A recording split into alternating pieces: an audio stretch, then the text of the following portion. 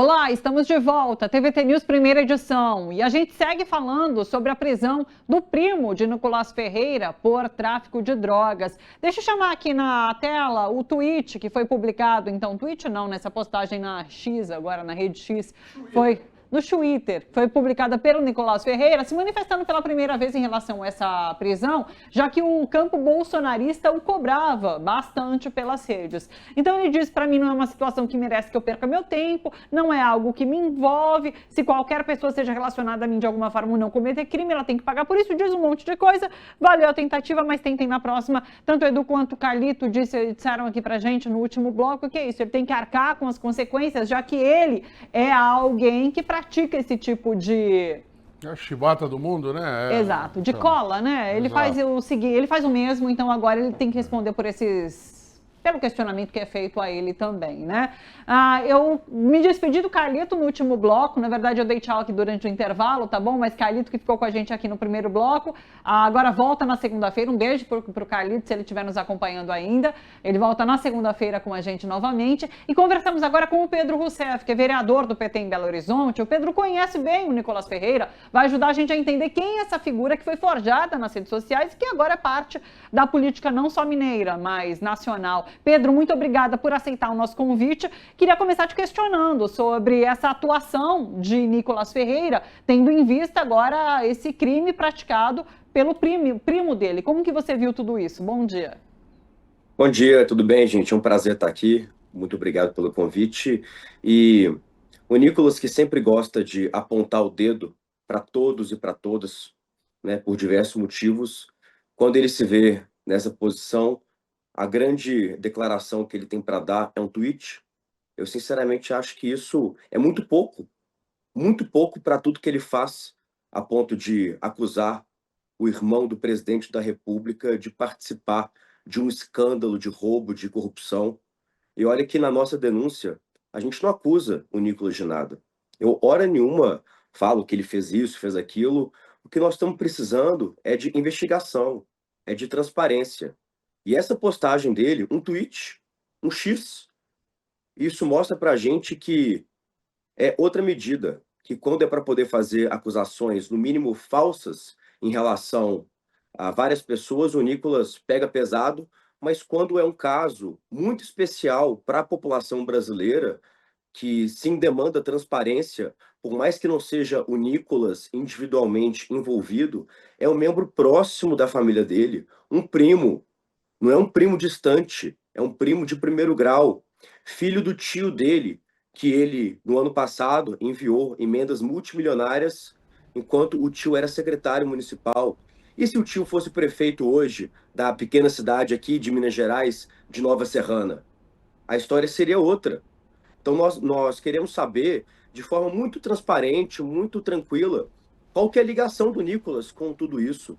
E para nós que somos de Belo Horizonte, esse que foi o intuito do meu vídeo, não era fazer nenhum tipo de acusação contra o deputado, mas sim simplesmente mostrar coincidências que ninguém fala. O Nicolas, ele mesmo gosta de falar sobre isso, nasceu e foi criado na comunidade da Cabana do Pai Tomás, em que a gente expôs isso, né, de uma maneira bastante detalhada nesse vídeo, que, por coincidência, após a eleição do deputado federal, essa comunidade Cabana do Pai Tomás, ela foi simplesmente tomada por uma facção evangélica. É isso mesmo, gente, uma facção evangélica que tomou uma comunidade de quase 60 mil pessoas que nem a polícia pode entrar lá. É como se fosse o complexo de Israel que tem no Rio de Janeiro.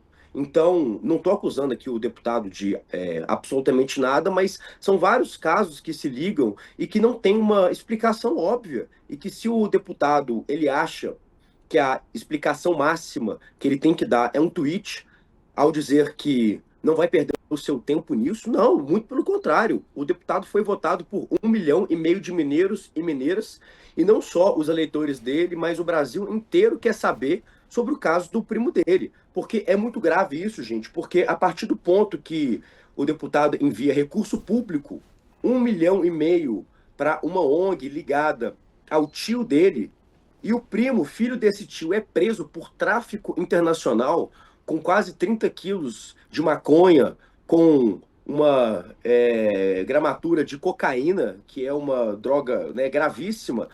Não é só um tweet que vai resolver isso. Então, o intuito do nosso vídeo é simplesmente instigar, é querer saber transparência, é para saber se o deputado vai se pronunciar de forma mais completa, porque não é só o povo de Minas Gerais, mas o Brasil inteiro que tem que saber isso. Não, bom, vereador, queremos um vídeo dele com as perninhas abertas, aquela sombra e contra a luz, de camiseta preta, falando, para ver se esse vídeo, cobrando o tio dele, né, dizendo que ia romper politicamente, dizendo que nesse ano não vai mandar verba para a cidade, dizendo que vai cobrar isso que o senhor está falando, do que está acontecendo no, entre aspas, meu quintal, como dizem os americanos, e a extrema-direita gosta de usar esse termo. É isso, até para ver se um vídeo desse ia dar 16, 17 milhões, sei lá quantos milhões de visualização. Para a gente saber se ele é impulsionado ou não, na hora que ele precisa. Olha lá que bonitinho. Esse é o do Pedro. Esse é o vídeo que o perdão. Pedro produziu, o Pedro, contando o caso. Esse vídeo que o Pedro estava se referindo, e quando o Pedro está falava muito bem sobre usando esse a mesma. Acho muito bom, Pedro, você está de parabéns de usar o tipo de estética que ele usa. Isso comunica exatamente o que você quer comunicar. Cadê você aqui, desse jeitinho que você sempre faz, para falar sobre esse assunto com a mesma veemência? Porque eu quero ver o Twitter, ou sei lá o quê, se vai fazer a mesma. Eu não. 17, 18 não. 200 milhões, né? Que teve aquele tweet não foi do INSS, foi do assunto anterior, do Pix. Sim. Agora eu quero ver. Serve até de parâmetro. Sim. Será que ele vai ter essa coragem? Precisamos de explicações, né, Pedro? Eu achei muito interessante esse paralelo que você trouxe, porque, de fato, se fosse um político ou um parlamentar da esquerda que tivesse, de alguma forma, envolvido com um fato como esse, a história seria outra, inclusive com cobranças muito maiores por parte da nossa grande imprensa. E não é o que a gente está assistindo, não, Pedro?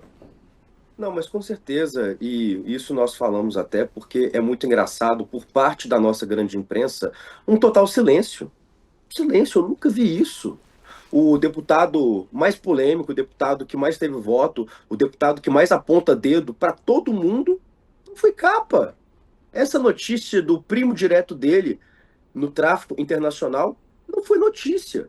Me desculpa, gente, foi nota nos grandes jornais, nota. Não vai aparecer hoje, não vai aparecer amanhã, não vai aparecer em jornal impresso. É uma vergonha.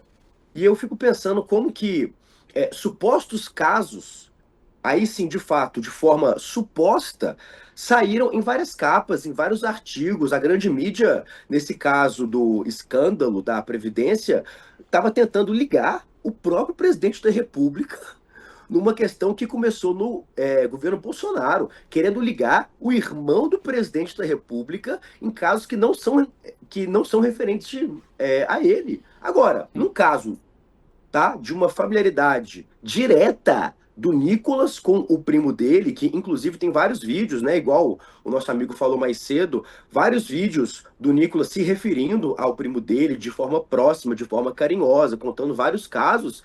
E a grande mídia não dá um pio sobre isso. É, de fato, um silêncio ensurdecedor. E por parte da extrema-direita também, bastou o nosso vídeo sair, que veio a cambada do gado raivoso para cima de mim, o senador Cleitinho mesmo, colocando o dedo. Falou que nós não podemos julgar as pessoas por um deslize de um familiar dela. Veja bem, gente, eu não estou julgando o Nicolas, não. Eu estou simplesmente querendo pedir transparência. Nós queremos saber o que aconteceu de fato. Primeiro, qual que é a proximidade do Nicolas com esse primo dele? Segundo, para onde que foram essas emendas multimilionárias que o Nicolas destinou para a família do primo preso? Porque é muito grave isso, a partir do ponto que nós temos o nosso dinheiro público aplicado diretamente numa ONG de um pai de um cara que está preso por tráfico de drogas. Nós queremos saber. E não é um tweet que vai resolver isso. Então, não é que só falta um vídeo do próprio Nicolas com o fundo preto batendo milhões, falta pelo menos um pronunciamento oficial. Não é simplesmente falar que esse tema não importa, porque importa bastante sim. Porque na hora de fazer acusações falsas, ligando e chamando o irmão do presidente da República de bandido, ele faz. Então, assim, a sorte deles é que o presidente da República acha isso tão pequeno que não vai tomar nenhum tipo de processo contra ele. Agora, falando para vocês também aqui, não é a primeira vez que nós aqui em Belo Horizonte nós fazemos, né, nós pedimos transparência em relação ao Nicolas, nós pedimos medidas. Porque, por exemplo, o Nicolas, ele fala muito sobre liberdade de expressão, mas está me processando 7 vezes. 3 processos criminais pedindo 2 a 4 anos de prisão minha e mais 4 processos cíveis. Ou seja, logo eles que se dizem defensores da liberdade de expressão estão querendo limitar. Então, nós não vamos achar muito cômico, né? Muito único se após esse meu vídeo de ontem eu receba outros processos dele também. Porque para eles é assim, qualquer tipo de possibilidade de investigação, de cobrança da verdade e da transparência, eles acham ruim e já processam. Agora, quando são eles acusando qualquer tipo de pessoa do governo, é chamando de fato de bandido, de ladrão, e nós não tomamos providência com isso. Então, realmente é muito difícil. Pedro Rousseff, muito obrigada pela sua participação e disponibilidade com a gente aqui hoje, viu? Um abraço para você e até uma próxima. Muito obrigado. Até. Pedro Rousseff, vereador em Belo Horizonte, falando um pouquinho sobre Nicolas Ferreira e essa relação com o primo que foi preso por tráfico de drogas. Olha só, na última sexta-feira, o presidente Jair Bolsonaro e a cúpula do PL estiveram em um seminário do partido sobre inteligência artificial. Aconteceu em Fortaleza esse evento.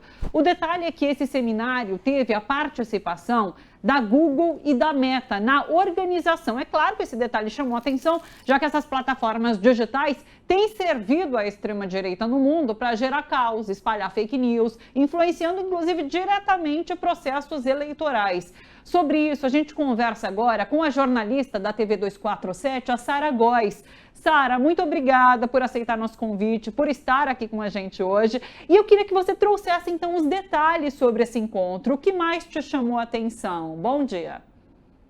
Bom dia, Thalita. Olha, ao contrário do que as pessoas estavam imaginando, e até eu também estava imaginando isso, não foi um encontro meramente de lunáticos fanatizados ali em torno da imagem do Bolsonaro. O que aconteceu aqui em Fortaleza foi um evento das Big Techs que tinham como um pretexto, né, uma espécie de avatar, o Partido Liberal. E eu acho que isso ficou muito claro na forma com que o evento se organizou aqui em Fortaleza. Enquanto o próprio Bolsonaro teve 5 minutos, o Carluxo, né, o Carlos Bolsonaro, chegou até a brincar assim, me falaram nos bastidores que se passar de 5 minutos vão dar na minha cara. Aquela gentileza típica da extrema-direita, né, quando se organiza. Mas o que chamou a atenção foi porque Meta e Google tiveram de 35 a 45 minutos para falar, enquanto senadores, parlamentares e etc. ficaram com 3 minutos, e como eu falei, né, o próprio presidente Bolsonaro ficou com 5 minutos. A gente teve, além da Meta e do Google, a gente teve também 3 pessoas que falaram ali em nome do aplicativo CapCut. Não sei se vocês conhecem, é um aplicativo de edição de vídeos, muito popular, utilizado assim desde profissionais até as pessoas amadoras para fazer qualquer tipo de edição. Não ficou muito claro se eles eram representantes da empresa, mas eles estavam ali fazendo um treinamento para que as pessoas conseguissem produzir seu próprio vídeo, utilizando ali as ferramentas do aplicativo e etc. Mas, assim, eu posso resumir esse evento como treinamento de guerrilha para 2026. Puxa vida, que assustador, então, não? eu tenho... que bom que a gente tem alguém que estava lá para nos contar o que aconteceu. O que aconteceu? De fato, foi um workshop, teve lá salas para você aprender a fazer edição, para você aprender... O que foi exatamente o evento, uma vez que você já disse, não foi, pelo menos o display ali, um evento político para que a extrema-direita falasse? Pelo que eu entendi do que você está falando, foi mais para que ela ouvisse, foi isso? Perfeito. Como eu expliquei, as Big Techs utilizaram o PL apenas como uma forma, né, de criar um exército para os seus próprios objetivos. Eu divido esse treinamento em dois em duas situações. Primeiro, a gente tem essa situação do CapCut, que acredito que não tem nenhuma implicação jurídica legal, porque eram três rapazes ali que estavam explicando como eles editavam vídeos da Michelle Bolsonaro. Eu já fui professora de arte, tá, no ensino médio, então eu posso resumir as atividades ali como uma aula básica de fundamentos da linguagem visual. E aí eles usavam o vídeo da Michelle Bolsonaro para treinar aquela militância, falando o seguinte, ó, a gente utilizou aqui um porta-retrato dela com o marido, um porta-retrato com a filha, a gente utilizou a flor do cerrado, as cores que combinam que fazem uma combinação legal com o tom de pele dela, com o cabelo e etc. Isso é, inclusive, uma coisa que a esquerda poderia estar fazendo há bastante tempo, diga-se de passagem. E o outro momento que tem implicações jurídicas, mas aí não é a minha área, eu não consigo, né, discorrer sobre isso, é o envolvimento direto dessas big techs em campanhas políticas. No caso, né, do PL, porque afinal de contas era o evento do PL. E aí tem uma subdivisão aí. Como eu falei para vocês, enquanto o Google e Meta tiveram de 35 a 45 minutos para falar, os parlamentares, senadores, etc., e o próprio ex-presidente falaram de forma muito breve. Mas o que ficou muito evidente ali é o discurso de liberdade de expressão associado com essas big techs. Então, eles fizeram uma espécie de trabalho ali de antessala para que entrasse depois as falas das big techs, fazendo esse treinamento às pessoas. De fato, os representantes das big techs ali não falaram em regulação, eles deixavam tudo meio no ar, né, os conceitos de liberdade, aqueles conceitos meio tortos, etc. Mas tudo isso foi preparado com os discursos que antecederam essas falas. Gente, e aí nesses discursos eu só posso adiantar para vocês que é coisa assim de chapéu de papel de alumínio, né? Tinha fala sobre o tal país do norte, né? Que a gente sabe qual é. Tinha fala sobre a China, dizendo que a própria Janja estava ali articulando a vinda de um especialista chinês em censura e etc. Então, essa participação das Big Techs teve essa preparação, né, no discurso dos parlamentares sobre todo esse imaginário de liberdade de expressão. E, claro, né, eles falavam, aliás, o próprio ex-presidente Bolsonaro falou sobre regulação, né, diz que era um perigo, era sinônimo de censura e etc. Me chamam a atenção dois pontos. O primeiro é que você citou nessa área de que algo que a esquerda poderia estar fazendo. Mas você vê, eu nunca vi a Meta e a Google, essas duas plataformas, organizando qualquer evento do PT, por exemplo. Por que né? que não chamou o maior partido do país? Então, exatamente. Em número de filiados então, para começar. Nunca na história desse país, nunca vimos um evento desse porte acontecendo. E um outro detalhe é qual foi o tom, assim, de etário mesmo desse encontro, porque me parece que foi uma coisa muito voltada para a juventude, não? Era evento da garotada. Era tanto evento da garotada, eles tinham tanta consciência disso, que a fala do Valdemar da Costa Neto foi uma coisa constrangedora. Assim, eu acho assim, nós três aqui temos mais ou menos a mesma idade, né? Ah, não, a gente está aqui na não faixa temos. dos 40. Não temos. Eu tenho 40, eu aceito o seu gente. comentário como Eu gentileza. também, Sara, então foi. Diga. Eu tenho 40, assim, eu já fui chamada de cringe algumas vezes, né? Então eu vou utilizar esse adjetivo aqui, que eu acredito que vocês já tenham sido chamados em algum momento. Sim. A fala do Valdemar da Costa Neto foi uma das coisas mais cringe que eu já ouvi. Assim, eu entendi que a intenção era fazer uma coisa, uma brincadeira, mas assim, quem nasceu Valdemar da Costa Neto jamais será Geraldo Alckmin, né? Não pegou, não foi engraçado. Ele começa o discurso falando de flopar, stalkear, dump. Ele começa a utilizar essas palavras, mas ele não conseguia sequer ler o discurso. E a intenção era fazer graça com essa juventude, mas ficou, gente, foi muito constrangedor. Vergonha assim, alheia, total. Vergonha alheia, assim, vergonha alheia. Sim. Alguém precisa ajudar o Valdemar da Costa Neto, gente, nesses eventos. Puxa vida. Ô, Sara, e na plateia estavam militantes do PL, futuros candidatos na próxima eleição, ou eram influencers como, vou dar nome, Alan dos Santos, Paulo Figueiredo? Não, esses não, porque esses aí estão com dificuldade, não estavam lá porque tem dificuldade em passar pela imigração para voltar, sem parar no cárcere. Mas havia deputado eleito, deputado federal, né? Os nomes do PL que a gente conhece. Os deputados que eu conheço estavam no palco, né? Alguns subiram ali rapidamente para passar alguma vergonha muito rápida. Na plateia a gente tinha vereadores, né? Inclusive de capitais vizinhas, tinha vereador do Recife, o Nicolas Ferreira do Recife estava lá. Agora, desculpa, eu esqueci o nome dele, mas eu acho que Nicolas Ferreira do Recife já basta, né? E tinha muita garotada, muito pretenso digital influencer e muito assessor parlamentar ali. Muito assessor parlamentar e olha, tinha um certo clima de desconfiança, sabe? Se você não tivesse enrolado na bandeira do Brasil, enaltecendo, gritando mito e etc., as pessoas te olhavam com uma certa desconfiança para ver o que é que você estava registrando ali no celular e etc. A Michelle Bolsonaro não estava presente. Não estava. Michelle não foi. Mas no A vídeo Michelle, ela inclusive, tava. a ausência dela é uma coisa curiosa, porque ela foi a grande garota propaganda do evento, né? Sim. A foto dela sempre teve em destaque ali, e ela sequer comentou sobre o evento. Dei uma olhada nas redes sociais dela. No final de semana, ela estava fazendo public post de móveis e não comentou sobre o evento. Assim, uma coisa interessante. Apesar que ela estava lá como um totem, né? Sara,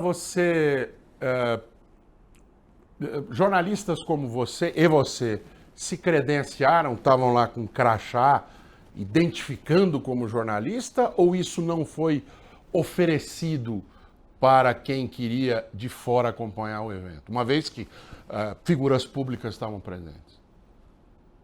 Olha, o credenciamento ali era como qualquer evento. Não, não houve credenciamento ali como imprensa, não. Você entrava no Simpla, dava seu nome, CPF, etc. E simples assim. Entrava como Sara, parte da claque. Oi. Entendi.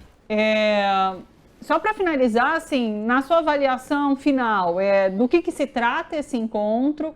É um alerta, sim, para 2026 e para o campo da esquerda, não? Exato.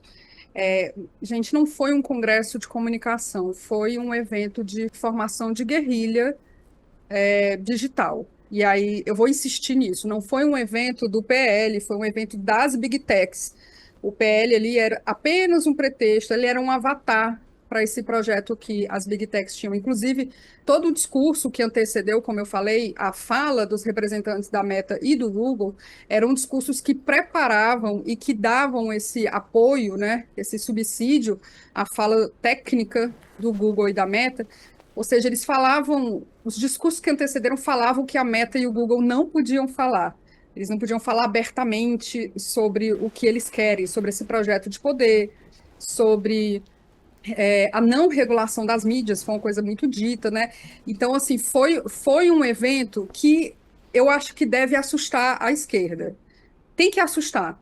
Assim, a gente tem que fazer, inclusive, desse susto, desse medo que a gente sentiu nesse momento, ação.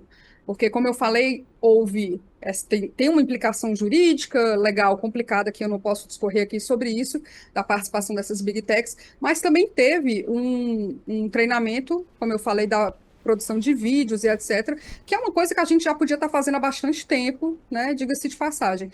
Mas fica o alerta aqui que eles estão mais do que prontos para 2026. E a gente está perdendo tempo.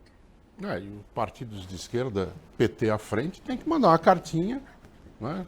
Cartinha Cobrando, não. né? Nem e-mail, mas plataformas. enfim, tem que mandar um treco para lá dizendo, olha, queremos fazer igual. Quando é a nossa vez? Quando é a nossa vez?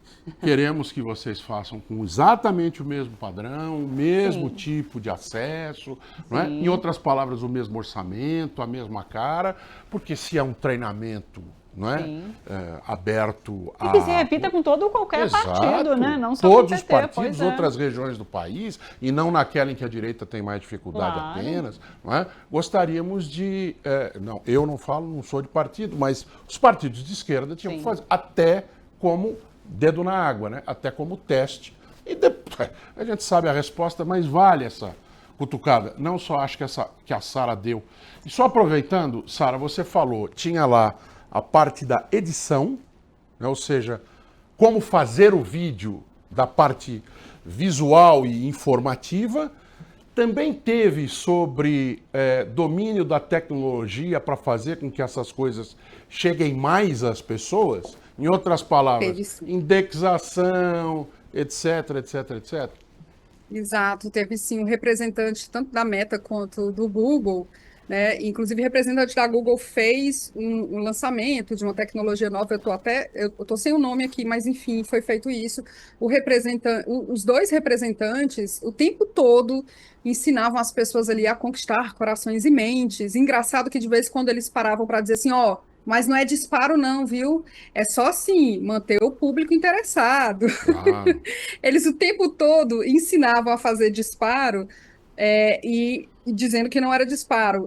Houve uma série de sugestões ali para fazer vídeos com inteligência artificial, podcasts inteiros utilizando inteligência artificial, só ali com prompts que você escreve, etc.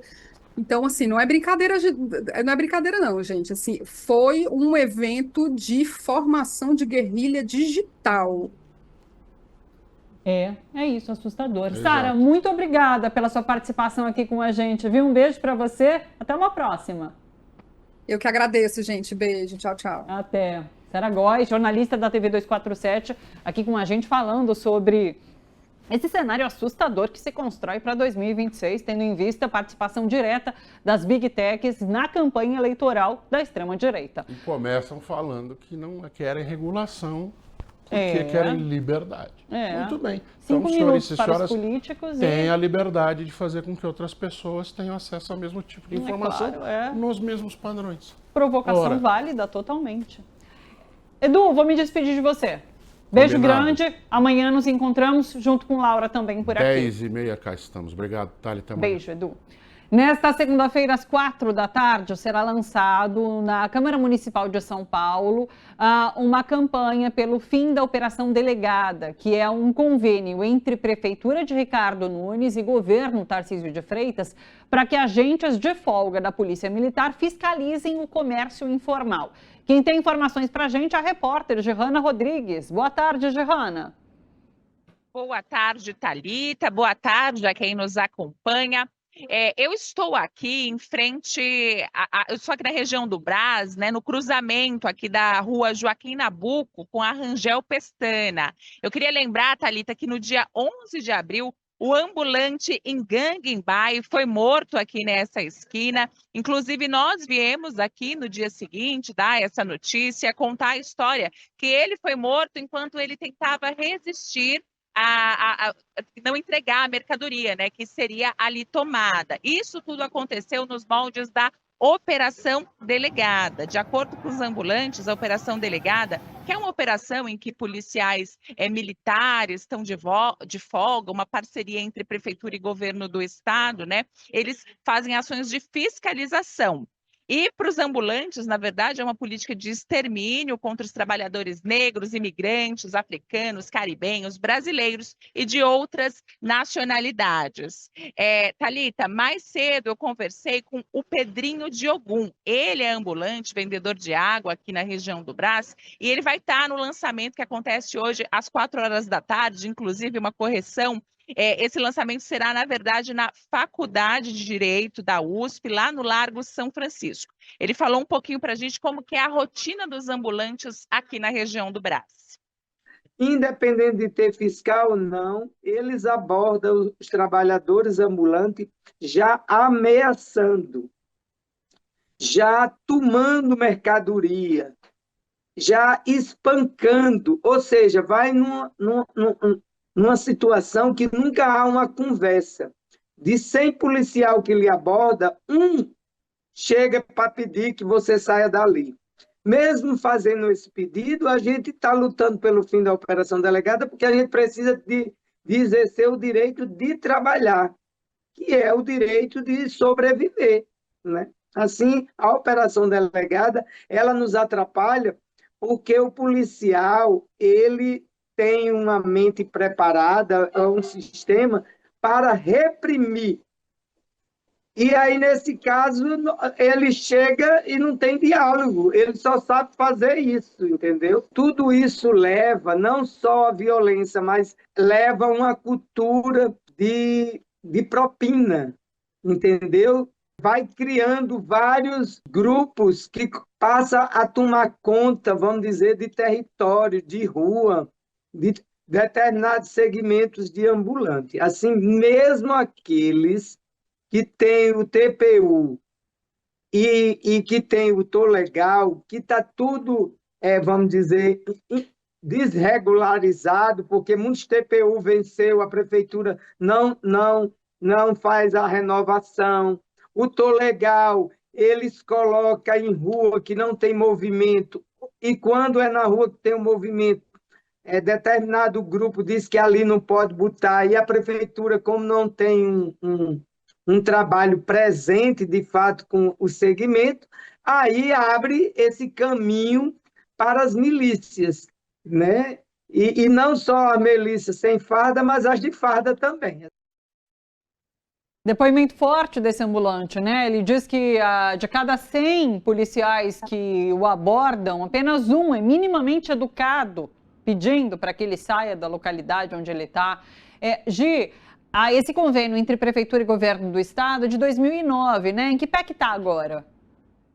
Perfeito, Thalita. É de 2009, mas agora, durante a gestão de Ricardo Nunes na Prefeitura e de Tarcísio de Freitas, foi ampliado. Então, a gente teve em 2024 120 milhões em investimentos e um orçamento previsto para este ano de 2025 de 182 milhões de investimento. Hoje, o lançamento dessa campanha lá no Largo São Francisco, pelo fim da Operação Delegada, tem algumas exigências. E essas exigências são a suspensão imediata da Operação Delegada, a retirada da polícia das ações de fiscalização do comércio, a responsabilização dos agentes envolvidos na morte do imigrante Ngangue Mbaye e a implementação de políticas públicas de regularização e valorização do trabalho ambulante. Então, hoje, às 16h, no Largo São Francisco, estão convidados todos os movimentos aí, defensores dos direitos humanos e também todos os ambulantes. É com você aí no estúdio, Thalita. Muito obrigada pelas informações, Johanna. Boa tarde.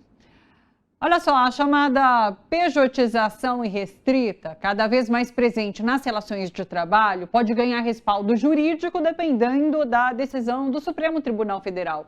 Estima-se que mais de 6 milhões de brasileiros atuem hoje como PJs, muito em funções que deveriam estar sob vínculo CLT.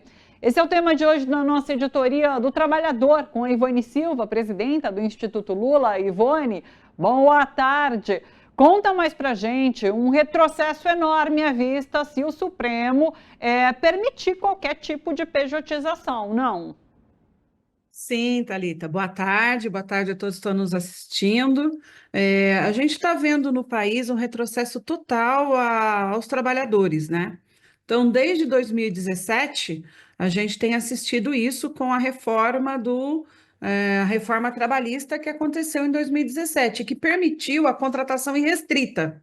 Né? O que é essa contratação irrestrita? Você pode contratar por hora, você pode contratar a pessoa com PJ. Então, aconteceu de várias empresas pegar o setor inteiro e falar, olha, a partir de hoje você vai ser demitido com todos os seus direitos e amanhã você trabalha aqui na empresa como PJ, ou seja, a pessoa vira jurídica, né? Ela era uma pessoa física em que as suas relações de trabalho eram, assim, a justiça do trabalho era aqui e ali falava, olha, você tem direito ou não tem direito, e ela passa a ter uma relação cível, né? Porque as relações entre empresas, elas são do Supremo, vamos dizer assim, da parte cível, né? Não trabalhista.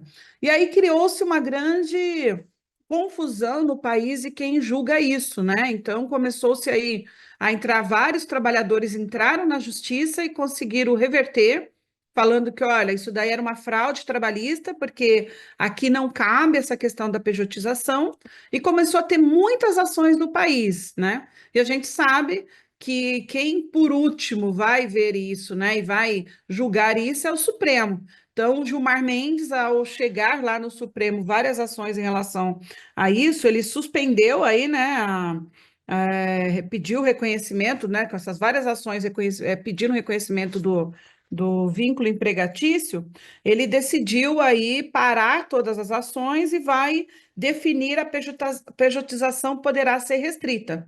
Se o Supremo Tribunal julgar que pode ser restrita, ou seja, está liberado, né? Então, hoje já está acontecendo uma migração enorme disso, e a gente já está vendo os impactos disso, não só na vida do trabalhador, já tem pesquisas aí do Ministério Público, em que o Ministério Público diz: olha, já teve uma queda, por exemplo, na arrecadação da Previdência, né? E principalmente da parte do trabalhador, porque do empresário e do trabalhador. O que acontece hoje?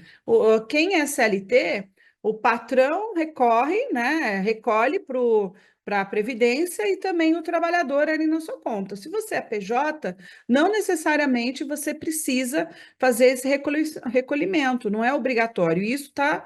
Futuramente, isso vai impactar muito na previdência, não só de quem vai ser aposentado e quem já é aposentado. Porque imagina, se o recolhimento disso, se nós estamos falando que liberar, lógico que as empresas vão optar por essa contratação irrestrita, que é a pejotização, diminuindo essa arrecadação, né? E não tem nenhuma outra forma que está obrigando eles a fazer essa contratação, porque vamos de novo lembrar, a questão da Previdência, ela não é só o trabalhador que é responsável, é a sociedade como um todo é responsável, porque ali não tem só para o trabalhador, né? Ali tem a trabalhadora e não o CLT, das mulheres, né? Dos acidentes de trabalho, ou seja, é toda uma rede social de proteção que nós montamos que pode ser desmontada. Então, o que está em jogo nesse julgamento aí não é só se pode ou não pode, o que está em jogo é toda uma legislação nossa que vai modificar. E, além disso, né, essas pessoas que são pejotizadas, elas não têm um sindicato, porque como que é hoje a formação do sindicato? Você tem uma categoria,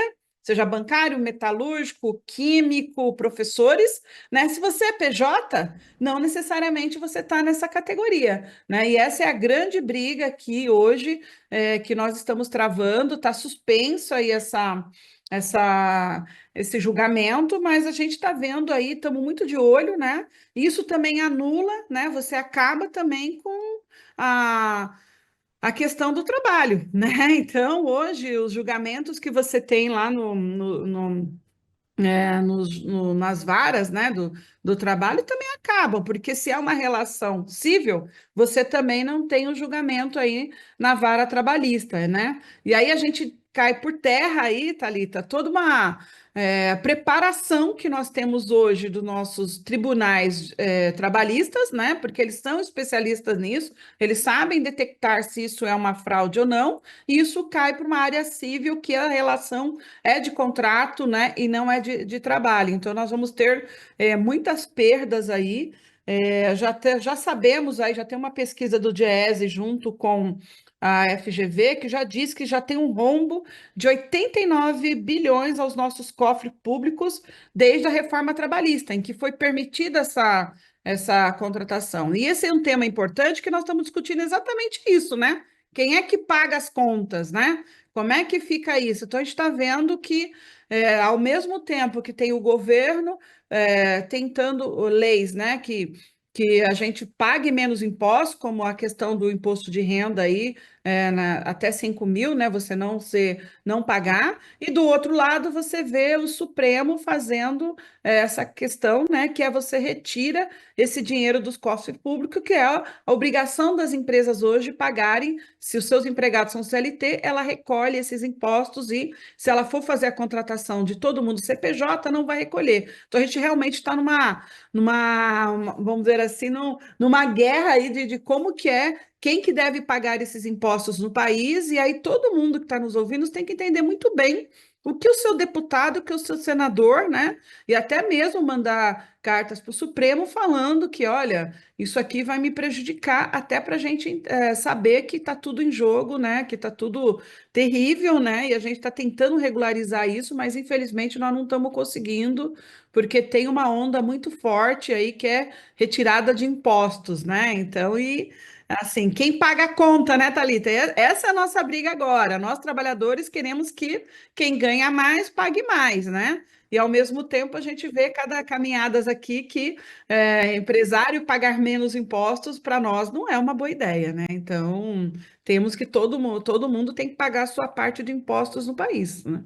E, Ivone, curioso, né, como no contexto aí que você descreve dessa discussão importantíssima sobre a pejotização, há uma campanha de ataque à CLT, né? Que, assim, as reportagens são que CLT virou até xingamento. Aí, teu pai que é CLT, é isso, é uma desconstrução do que são as leis trabalhistas que protegem o trabalhador, essa consolidação realmente das leis trabalhistas, que é impressionante. Está tudo nesse bojo de debate sobre pejotização irrestrita, sobre tirar direito de trabalhador, não.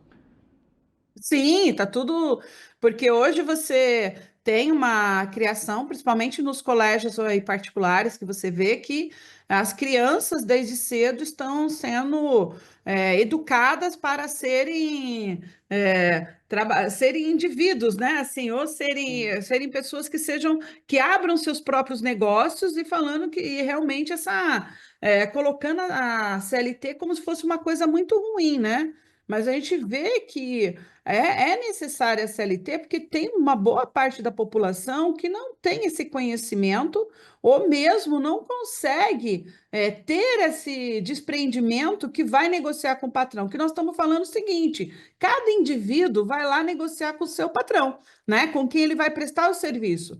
Lógico que uma pessoa que tiver mais conhecimentos ou o seu trabalho ele for muito melhor remunerado no mercado, lógico que ele vai conseguir uma negociação melhor. E aí, quem não tem isso, né? Isso está bem disponível no mercado e ele consegue. Então, essa discussão do indivíduo, ela é ruim para a sociedade, mas o que a gente tem visto é isso, né? Então, se coloca assim, que a CLT, ela é coletiva, né? Porque os seus direitos são coletivos, o sindicato luta pelos direitos coletivos. E hoje você vê realmente a educação sendo assim, ó, CLT, o indivíduo é o importante, né? Então, é o seu mérito, né? Se você não ganhou muito dinheiro, é porque você não é bom nisso, né? Então, isso que é importante a gente ressaltar aí para todo mundo, que, olha, vamos brigar pelos direitos serem a nossa sociedade, por isso que a gente vive em sociedade, né, Thalita? Então, porque assim, a gente é necessário, a gente tem que ter o cuidado um com o outro. Quando você coloca que cada indivíduo cuida do seu, a gente também está terminando com uma sociedade que deixamos de trabalhar no coletivo e vamos trabalhar no indivíduo. Então, vamos assim, gente, não vamos demonizar a CLT, não é assim, né? Então, vamos ensinar aí também a importância de ter direitos garantidos para todo mundo. Perfeito. Ivone, muito obrigada. A gente volta a se encontrar segunda-feira. Boa semana para você. Um beijo. Eu também, Thalita, todo mundo. Até. Ivone Silva, sempre às segundas aqui com a gente, na nossa editoria do Trabalhador, falando sobre questões importantes para a classe trabalhadora, mas para toda a sociedade, como essa questão, por exemplo, do imposto de renda zerado para quem ganha até 5 mil reais, não 5 salários mínimos, até 5 mil reais. Medida importantíssima que deveria estar em debate no nosso Congresso, porém não está. Assim como outro debate muito importante, que é o PL da devastação, que foi aprovado pelo nosso Congresso. E há uma campanha agora por parte da sociedade, da própria ministra do Meio Ambiente, Marina Silva, para que se reveja esse projeto de lei aprovado. Centenas de organizações e movimentos sociais e ambientais realizaram nesse domingo manifestações em diversas cidades do país em protesto justamente contra o projeto que ficou conhecido como o PL da devastação. O repórter Guilherme Oliveira acompanhou em Porto Alegre esse protesto. Boa tarde, Guilherme. Boa tarde, Thalita. Então foi bem forte aqui o protesto, porque o Eduardo Leite, né, o nosso governador, que era tucano do PSDB, agora foi para o PSD, ele foi precursor disso, né? Em 2020 ele aprovou aqui na Assembleia Legislativa a flexibilização da questão do licenciamento ambiental para 49 atividades. Isso inclusive gerou um processo, uma ação no STF, onde foi barrada essa questão, onde disseram não é bem assim, não pode se autolicenciar, porque isso vai contra a Constituição. Então vejam que a gente está falando agora nisso, em 2025, mas lá em 2020, o Estado do Rio Grande do Sul já tinha aprovado com o Eduardo Leite no seu primeiro mandato.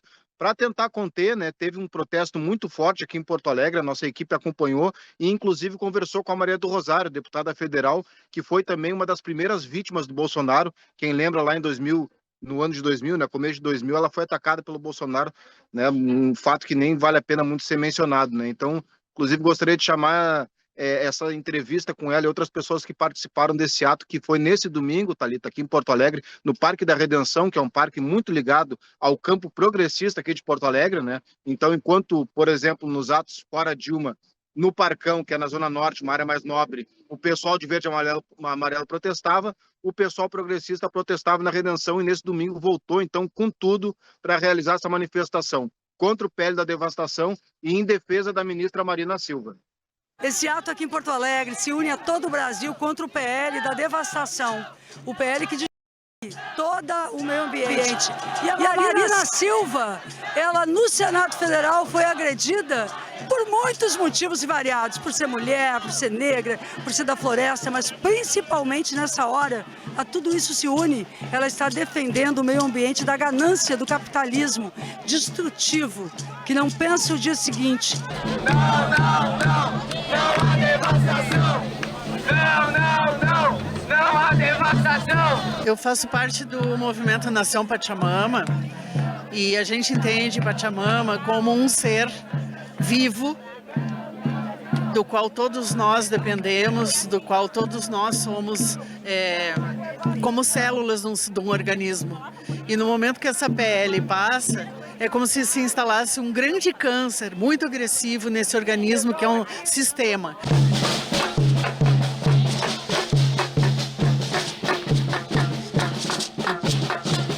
Todos somos contra o PL 2159, o PL da devastação, que é um PL que flexibiliza o licenciamento ambiental. Isso faz com que várias áreas que hoje são protegidas possam ser desmatadas. Não pode afrouxar lei nenhuma de licenciamento ambiental, porque a devastação está aí, a enchente esteve aí e a gente está lutando por causa disso. O setor ruralista já fez reunião com o presidente da Câmara, já esteve e está se colocando como quem exige que o projeto que volta do Senado seja votado rapidamente. Nós não podemos aceitar isso. Então nós vamos utilizar todos os instrumentos regimentais, todos os instrumentos para defender a Constituição e o meio ambiente. E eu chamo vocês todos, porque eles têm uma maioria na Câmara favoravelmente, já aprovaram essa matéria. Depende de nós, da rua, da mobilização, sabermos levar adiante a nossa causa e dizer aqui, o meio ambiente não é mercadoria, porque a vida não pode ser mercadoria. Então só a mobilização derrota esse projeto dentro da Câmara dos Deputados e impede que eles façam essa devastação ambiental no Brasil. Guilherme, o protesto bastante cheio, como você salientou aqui na sua fala. Quem estava organizando esse protesto? Eu sei que é a esquerda, né? Mas quem levou à frente? Foram deputados? Foram movimentos sociais? Conta pra gente. Então, Thalita, principalmente movimentos sociais, né? Entre eles o movimento Pró-Gestão Democrática do Clima, coletivo Preserva a Redenção, né, que esse parque teve ameaçado pela gestão Mello, né, de ser privatizado durante 40 anos, então esse movimento social conseguiu barrar essa parcerização que eles chamam, né, deste parque Redenção, e outros 60 coletivos também participaram, como o Pachamama, que nos deu entrevista. Essa manifestação, ela abre a Semana do Meio Ambiente, então ao longo dessa semana terão diversas programações, diversas atividades aqui na capital gaúcha, tendo como momento ápice, o momento assim, principal dessa semana, quinta-feira, um grande ato, uma grande mobilização que vai sair da Ponte de Pedra aqui dos Açorianos até a Praça da Matriz, onde ficam os três poderes aqui da capital gaúcha, e vão fazer uma vigília contra o PL da devastação, Thalita. Muito obrigada pelas informações, Guilherme. Seguimos acompanhando. Boa tarde para você. Olha só, representantes russos e ucranianos discutem nesta segunda-feira em Istambul, na Turquia, os requisitos para um acordo de paz. O encontro acontece depois da agressão da Ucrânia à Força Aérea Russa no final de semana. Segundo a Ucrânia, foi seu maior ataque de longo alcance na guerra com a Rússia. Foram usados mais de 100 drones para atingir 40 aviões de guerra russos em 4 bases militares. A Rússia confirmou esses ataques ucranianos e disse se tratar de um ato terrorista. Já está aqui com a gente, conectado, sociólogo, escritor, analista internacional na nossa editoria de Geopolítica Mundial, Lejane Mirhan, aqui com a gente. Olá, professor, sempre muito bom recebê-lo por aqui na TVT. Como você está? Tudo certo por aí? Tudo bem, só o áudio está tudo certo agora? Perfeito, professor. Tá, eu estava acostumado com outro programa e aí o Zoom eu estava fechado semana passada. Mas olha, Diga. eu tenho muito a falar sobre o que está acontecendo e começou hoje lá em Istambul a segunda rodada de, do que se espera que possa desembocar em uma possível, olha, o que se espera em um possível, veja quantos senões eu estou colocando, porque não se sabe aonde pode acabar mesmo esse encontro, né? É uma reunião com um nível bastante elevado. As duas equipes são compostas por diplomatas, assessores presidenciais de altíssimo nível, mas quero dizer, Thalita, você já anunciou aí, que quem quer fazer a paz não faz o ataque que a Ucrânia fez este final de semana. Veja, a guerra, que já ultrapassa 3 anos, ela se dá entre os dois exércitos em uma região chamada a região do Donbas, ou, como você pode chamar, Nova Rossia. É uma região tipo uma meia-lua, que hoje está quase totalmente incorporada ao território da Rússia. São 4 províncias que eram ucranianas, hoje fazem parte do território russo. Então, essa região do Donbas, ali se trava a guerra.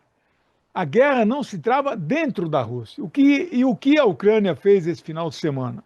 Desferiu 2 grandes ataques, na verdade, o maior ataque de drone feito pela Ucrânia contra a Rússia foi feito ontem, domingo. Cerca de 400 drones foram disparados em várias regiões do território da Rússia, passando por cima da fronteira. E onde caem esses drones? Caem em aldeias, caem em cidades, em províncias. E não são zonas de guerra. Isto é terrorismo puro, porque não é zona de confronto, não é choque de 2 exércitos. São esses drones, chamados drones kamikaze, eles levam pequenas bombas de 1 a 5 quilos, mas isso aí cai numa escola, pode matar dezenas, eu não tenho o número. É claro que o sistema antimísseis russos abateu 90% dos drones, mas uns 40 devem ter caído, atingido escolas, hospitais. Isto é inaceitável, mas teve uma coisa muito, talvez, pior do que isso. Eles atacaram, aí eu ainda não tenho se foi também com drones ou com mísseis de longo alcance fornecidos pelo Ocidente, pela Inglaterra, pela França, pela Alemanha e pelos Estados Unidos, que já autorizaram a Ucrânia a fazer ataques de longo alcance. Mas por que eles usam esses mísseis de longo alcance? Para atacar o que na Rússia? Não são alvos necessariamente militares, porque, como eu disse, a zona de confronto não é no interior da Rússia, é lá no Donbas, não é? Bom, nesse caso específico, eles atingiram na Sibéria um aeródromo militar russo. E as informações são controversas. Eu acabei de ver na Reuters a informação de que entre aeronaves militares, caças, caríssimos, são caças de última geração, entre caças danificados e destruídos, então a matéria na Reuters não diz o que, né? 40 aeronaves entre danificadas e destruídas. Você não imagina, Thalita, o custo disso. E não sei, eles não divulgam as perdas militares, porque soldados eles divulgam vidas civis quando morrem, mas soldados eles não divulgam nessa guerra. Sabemos que a Ucrânia já perdeu mais de 1 milhão entre mortos e feridos. Então, na véspera de uma negociação de paz, a Ucrânia solta 400 drones passam 40 e destrói, né, não se sabe lá, entre 20 e 40 aviões de altíssimo custo, né? Então, esse é o cartão de visita. Olha, chegamos aqui para a negociação de paz. Mas ontem nós fizemos toda essa parafernália contra a Rússia. Qual a sua expectativa, professor? Dá para chutar nesse sentido? Fazer esse exercício de futurologia? Não, dá para fazer, mas não dá para apostar nenhum. Antigamente a gente falava nenhum vintém furado, né? Não dá para apostar em nenhuma proposta de paz, não dá. Agora, qual é a minha expectativa e qual é a novidade desse? A Rússia, eu estou usando óculos, mas é por um pouco tempo. Eu vou fazer uma cirurgia de catarata, então vocês vão voltar a me ver sem óculos, viu? Achei que Mas estava tão olha, elegante, professor. então, minha esposa falou, poxa, mas você ficou tão legal de óculos, mas vai 20 Tá anos bom. que eu fiz a cirurgia de miopia, vou voltar. Mas olha, Diga. a novidade mesmo, eu achei que meu programa de manhã lá no 247, Istambul é 5 horas, 6 horas na frente, né? A reunião está rolando desde 10 horas da manhã de lá, né? Agora já, que horas são lá agora? Mas imagina, né? Já é noite lá. É verdade. Agora que são 12 horas, já são 19 horas lá. Acho que a reunião, não sei se parou, né? Mas qual era? O que a Rússia anunciou? Lavrov anunciou. Quando fala o Lavrov, é o Putin falando.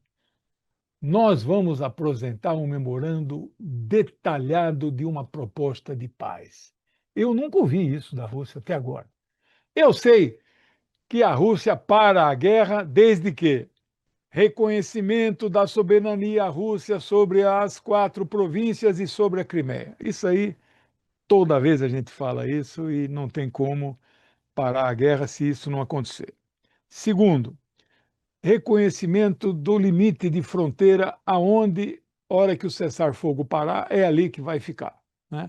Então, para de dar tiro. Se a Rússia conquistou mais esse território, ali vai ficar, né? Terceiro, desmilitarização total da Ucrânia. Desculpe, esse é o segundo ponto. Desmilitarização. O que é isso?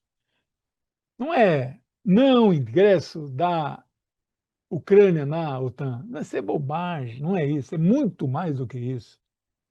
É desmilitarizar, é desmantelar o exército ucraniano, que é o maior da Europa. Maior do que a Alemanha. A Alemanha tem 200 mil, eles têm 300 mil. Claro que já estão na terceira formação, porque já foram destruídos 2, né? Bom, então, veja, esse é o segundo ponto, não é? E seria o quê, assim, mais ou menos? Alguma coisa parecida com o que foi a Alemanha e o Japão na Segunda Guerra, lembra? Países que eram proibidos de ter exército. É isso que a Rússia... Esse é o segundo ponto. E o terceiro? A desnazificação. Ora, esses 3 pontos eu estou falando faz tempo. Quem me acompanha aqui na TVT sabe. Mas qual é a novidade? Aí aí é um exercício de futurologia, como disse minha amiga Thalita. É uma opinião, então não é uma notícia. Pode acontecer, como pode não acontecer. Eu acho que a Rússia vai colocar um elemento novo na mesa. E com toda razão, eu vou apoiar. Quem sou eu, né? Mas eu vou apoiar assim. A minha análise vai na linha de dizer que a Rússia tem toda a razão. Qual é essa nova proposta? Aí que está o segredo, né? Um recuo das tropas da OTAN, né? Porque a Rússia está acuada.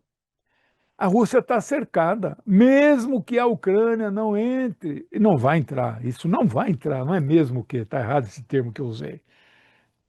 Em a Ucrânia, ainda que ela não entre, esse é o tempo da construção da frase, ela está se sentindo acuada. Por quê? Entrou a Finlândia, entrou a Suécia, ela está cercada. Então ela vai exigir um recuo das forças da OTAN. Tem força para isso? Acho que tem força para isso.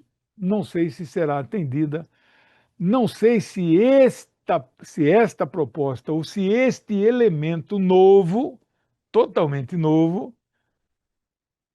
será aceito no pacote. Aí o negociador ucraniano fala, bom, mas isso aí nós não temos nada a ver com isso aí. Isso aí é um problema de vocês com a OTAN. Queremos aqui só discutir a guerra na Ucrânia. Então, mas eu acho que a grande novidade é essa, porque quem venceu a guerra tem condições de ditar os termos do cessar-fogo. Mas é isso, Thalita. Em resumo, não tenho nenhuma ilusão, nenhuma esperança que vai sair dessa segunda rodada qualquer perspectiva de paz. Olha só, as conversas estão rolando, vamos ver se nas próximas horas, até amanhã, a gente tem algum retorno sobre as conversas que são feitas em Istambul. Vamos mudar a pauta? O Hamas diz que está pronto para novas negociações pelo cessar-fogo em Gaza. Catar e Egito intensificam esforços para encerrar essa guerra, que já deixou mais de 54 mil mortos no território palestino. A contraproposta do grupo ao plano do presidente Trump não foi bem aceita pelos Estados Unidos e por Israel. O plano de Trump prevê uma pausa de 60 dias no conflito.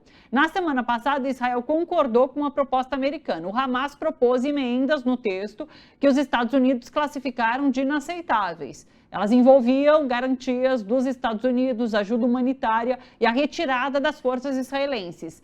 Neste domingo, ao menos 31 pessoas morreram, mais de 170 ficaram feridas, enquanto grandes multidões se dirigiam a um ponto de distribuição de alimentos na faixa de Gaza. Isso segundo autoridades de saúde.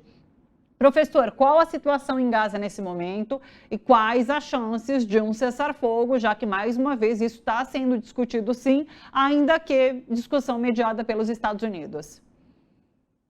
Olha, aqui nesse caso, eu não vou dizer que a chance de cessar-fogo é pequena, não vou dizer. Porque precisa do cessar-fogo, não tem mais como, ninguém mais aguenta essa guerra. Alguns falam que já ultrapassou 100 mil palestinos mortos. A contagem que o Ministério da Saúde de Gaza fala é 62 mil mortos, né? Mortos. Feridos de algum tipo de gravidade, mutilados, tal, 100 mil. Mas mortos oficiais, 60 mil. A revista Nature, que é uma revista científica, publicou um artigo onde ela menciona que por baixo dos escombros, etc., é possível projetar, sim, acima de 100 mil mortos. Mas vamos trabalhar com 60 mil. Esse cessar-fogo é uma necessidade imperiosa. Esse genocídio, e é esta a palavra que nós devemos usar, e eu quero aqui fazer um parêntese, parabenizar o nosso presidente Lula, que mais uma vez ontem usou este termo. Não é fácil, vocês que me assistem não fazem ideia de as pressões que o presidente Lula, os ataques que ele recebe nas redes sociais, entre os sionistas, na CONIB, as federações israelitas em todos os estados, ao ele usar esse termo. Ora, eu usar esse termo, eu sou um analista internacional, eu não sou isento, eu não sou neutro, eu tenho um lado. Eu até mostro os dois lados, mas eu tenho um lado. O meu lado é o lado dos palestinos. Sou anti-sionista, jamais antissemita, preste atenção. Agora, eu tenho um lado. Agora, o presidente Lula tem lado também. Isso é muito positivo e vocês não têm ideia do significado para o Brasil e para o movimento de solidariedade ao palestino. Um presidente do tamanho do Brasil e do tamanho do presidente Lula, ele não é um presidente qualquer. Usar essa palavra, gente, vocês não dimensionaram. Então, quero aqui deixar o meu grande contentamento, a minha alegria em ver ele usar. Bom, muito bem. Então, só isso por si só já é uma grande coisa. Agora, nós vamos romper relações diplomáticas com Israel? Não vamos romper relações diplomáticas com Israel, né? Como diz a linguagem popular, pode tirar o cavalo da chuva, não sei porque é a origem desse provérbio popular, né? Esquece. Hoje deve ser o dia 605 do genocídio. Eu não estou com a numeração aqui de cabeça. O jornal israelense, eles costumam, acertei aqui, ó, dia 605. Esse dia 605, nós aqui, quantos países você imagina que romperam relações diplomáticas com Israel? Eu vou dizer para vocês aqui. Você acha que quantos dá para... Cinco Não, países só? 5 países? não, Quantos? eu botei a mão aqui, mas eu ia tirar um monte de dedo, Thalita. Umzinho rompeu. E sabe qual foi? A pequenina Colômbia. Colômbia. Do Gustavo Petro, que vou dizer, perguntar para o Gustavo Petro, perguntar para o Lula, Lula, você é de esquerda? Ele vai dizer, eu não sou de esquerda. Você nunca vai ouvir do Lula que ele é de esquerda. Mas claro que nós sabemos que a prática dele é. Mas o Gustavo Petro não é tão de esquerda quanto o Lula, na minha forma de entender o que é ser de esquerda. A Colômbia, só a Colômbia, mais nada. Na crise anterior, que mataram não sei quantos, só a Bolívia rompeu. Ô, professor, deixa eu fazer uma pergunta, porque a gente está falando de relações diplomáticas, rompimento de relações diplomáticas. Na semana passada rolou um manifesto, né, assinado por artistas, movimentos sociais, sindicais, pedindo o rompimento das relações comerciais. Não seria importante, nesse momento, pelo menos, romper relações comerciais? Seria, mas não vai acontecer também, Thalita. Eu acho que, infelizmente, as forças que apoiam Israel não permitem isso. Por exemplo, a Turquia é o país cujo discurso do presidente Erdogan consegue ser mais duro que o presidente Lula. Nossa, se o Lula usa genocídio, o Erdogan ele não para de vender petróleo para Israel, Thalita. Então, a Turquia, que é um país muçulmano, que é solidário total com os palestinos, não para de vender petróleo. Você imagina o Brasil vai parar de comprar? Nós temos uma empresa, a Elbit, lá em Porto Alegre, que fabrica componentes aviônicos. Sabe o que são aviônicos? São aqueles instrumentos pelos quais um avião, a Embraer, não voa. Pode fabricar o avião inteiro, mas sem aqueles instrumentos o avião não sai do chão. É israelense, a Elbit. O Brasil vai romper relações e não vai comprar mais os equipamentos aviônicos que só Israel fabrica. A Embraer não vai poder mais vender os nossos aviões. Então é uma situação muito contraditória. Então nem há o rompimento de relações, faz o lanche aí, nem o rompimento de relações comerciais não é possível nesse momento, né? Então é uma situação difícil, eu quero finalizar, eu sei que o tempo ruge, eu quero dizer assim, eu estou achando que não tem como cessar fogo, mas onde que o Hamas está? Qual é a contradição que o Hamas? O Hamas quer um cessar-fogo permanente. Esta proposta que está na mesa de 60 dias é a autorização que os Estados Unidos dão para daqui a 60 dias a guerra voltar. Eu nunca vi uma coisa dessa. Você assina um acordo provisório de paz e autoriza uma das partes a voltar a atacar a parte mais fraca. Como é que a parte mais fraca vai assinar um acordo agora? A maior força dos palestinos são esses reféns que ainda estão vivos, né? Eles vão trocar 10 reféns vivos e 18 corpos. Mas tem mais, uns 50 ainda, sob controle, eu não sei quantos vivos e quantos mortos. Mas nesse momento a força dos palestinos são dos reféns, que a gente deveria usar o termo correto, que é prisioneiros de guerra, mas a mídia chama de reféns, não é? Então, a grande força hoje é exatamente para o cessar-fogo, é a troca dos reféns. Mas eles então fazem um cessar-fogo provisório e daqui a 60 dias volta a atacar a parte mais fraca, a parte que já foi destruída, a parte que está passando fome, a parte que agora, não sei se você viu a notícia, Thalita, deve ter visto, você como jornalista, o único centro de diálise dos hospitais, Gaza tem 34 hospitais, tudo ou destruído ou funcionando precariamente. Só um centro, sabe o que é centro de diálise? Aqueles caras que fazem diálise, eles não têm mais rim.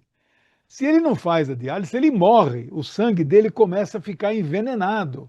É morte em alguns dias. O único centro de diálise em Gaza que ainda estava funcionando, Israel destruiu ontem. Onde é que está a humanidade de um país, entre aspas, né, chamado Israel, que diz que são o povo escolhido por Deus? Onde está a humanidade desse povo? Ele mirou lá um míssil, naquele centro de diálise, que funcionava precariamente. Como que mata uma médica palestina, 10 filhos, 9 eles mataram, né? Então não dá, eu não vejo ali nenhuma solução, mas eu acho que é difícil não ter, mesmo com essa precariedade, eu consigo entender o Hamas, a resistência deles em aceitar esse acordo de paz, que é provisório, para que daqui a 60 dias eles voltam a ter míssil nas suas cabeças. Um respiro, né? Um alívio ainda que momentâneo. Professor, muito obrigada. Professor Legene estará sempre com a gente às segundas e às quartas aqui, analisando geopolítica mundial, viu? Um beijo, professor, até quarta. Obrigado, um beijo, até quarta. Tchau, pessoal. Até. Olha só, temos o resultado da nossa enquete. Te perguntamos, o Senado deve ser prioridade para o campo progressista? Responderam sim, para manter o STF e proteção à democracia, 57%. Sim, para barrar projetos da extrema-direita, 32%. E não, a prioridade à presidência, apenas 9%. Então é isso, a maior parte acredita, assim como o presidente Lula, que é preciso ter um olhar especial para o Senado, tendo em vista que é o Senado que pode definir aí quem são os juízes do STF, os ministros, e quem pode deixar de ser, porque é o Senado que vota impeachment de ministro do STF. Então, bastante importante, mas uma parcela grande também que entende que é esse limiar final para projetos que a extrema-direita consiga avançar no nosso Congresso. Também bastante importante. Para finalizar, deixa eu ler alguns recados que vocês estão deixando pelas redes sociais. A gente consegue botar alguns comentários? Vamos lá, você que participa pelo youtube.com/RedeTVT. Aliás, não esquece de curtir, tá? Deixa o seu joinha e o seu like por aqui. A Silvia Helena Tomates Petersen, sempre por aqui. Bom dia, um beijo para você, Silvia. Mais um programa excelente. Muito obrigada pela companhia sempre, viu? Quem mais? Temos também Daniel Marques Santista, TVT ótima. Muito obrigada, Daniel. Rodou. Erimar Oliveira, João Campos pode ser vice de Lula em 2026? Podia ter visto antes, né? Daí repercutir aqui com os nossos comentaristas. João Campos vai estar na nossa pauta, viu? Vou voltar a trazer a sua dúvida aqui para discussão, Erimar. Obrigada por ter enviado. Eliane Soares, sem anistia. Eliane colocando aqui para gente. E José Alnério, cadeia Bolsonaro, isso é quadrilha. Para de mimimi.